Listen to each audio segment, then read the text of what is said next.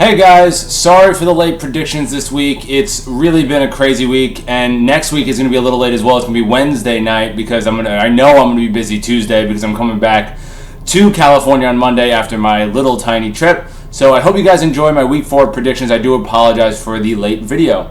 So going into my predictions, I have, and I need to pull up ESPN for this, I have the Patriots going to the Buffalo Bills and winning in Buffalo. Patriots are a 7-point favorite. I know Buffalo's played really well. They have a really good defense. Their offense actually looks pretty good, and their offensive line is much better than I thought it would be. But they should have lost the game to the Jets in the first week, and it was a really close game, and the Jets just fell apart. And with 3 minutes left in the third quarter to the fourth quarter. So I'm picking the Patriots. They're just a better all-around team in every spot of the game. I know there's been a little craziness with Antonio Brown, but with that cancer gone, I got the Patriots winning, and I got them winning by 7 points because of just the experience of Tom Brady, and I haven't seen one person beat them yet. By the way, if I look over there, it's because I'm watching the Packers game while I'm making this video, which, of course, Jimmy Graham just scored a touchdown, and I have Jimmy Graham on my bench because he was crap the last 2 weeks.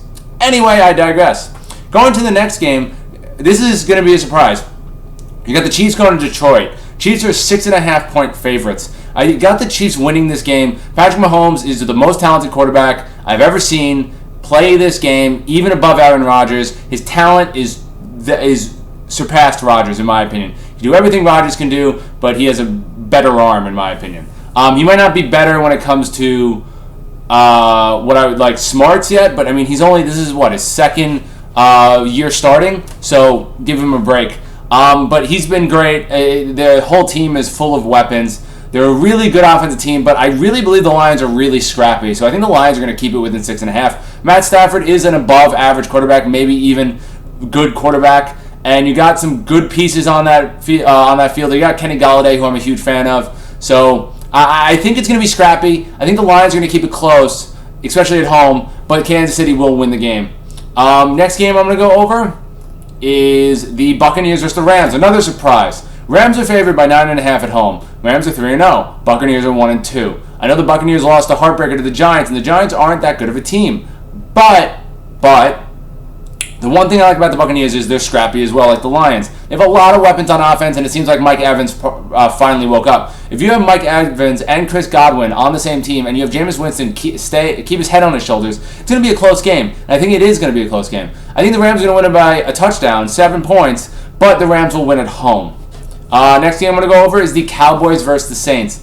Saints are at home. Saints are great at home. They don't have Drew Brees. It's really that simple. I know the odds makers have it at -2.5, and I am the biggest critic of Dak Prescott.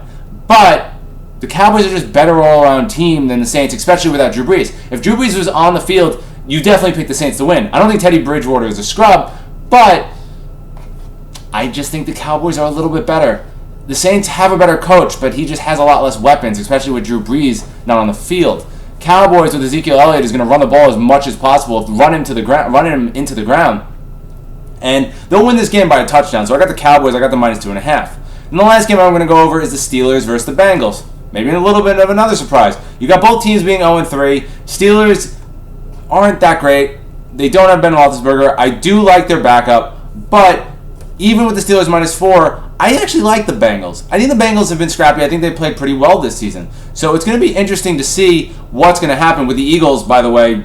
Big-ass run. Holy mackerel. I digress. Bengals is just, they're a really good team. I'm sorry. Not a really good team, but they're a good team. They actually have a lot of weapons. And John Ross III, or whatever his name is, has played pretty well. And Andy Dalton's not played too poorly either. I know they're 0-3, but they're a scrappy team. I think the Bengals are going to pull this one out against the Steelers, who, to be honest, are dysfunctional this year.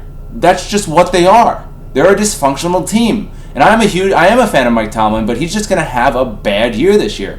So I think the Bengals win, get the upset in Steel Town in Pittsburgh, and it's going to be a surprise to a lot of people. James Conner has not played well this season either.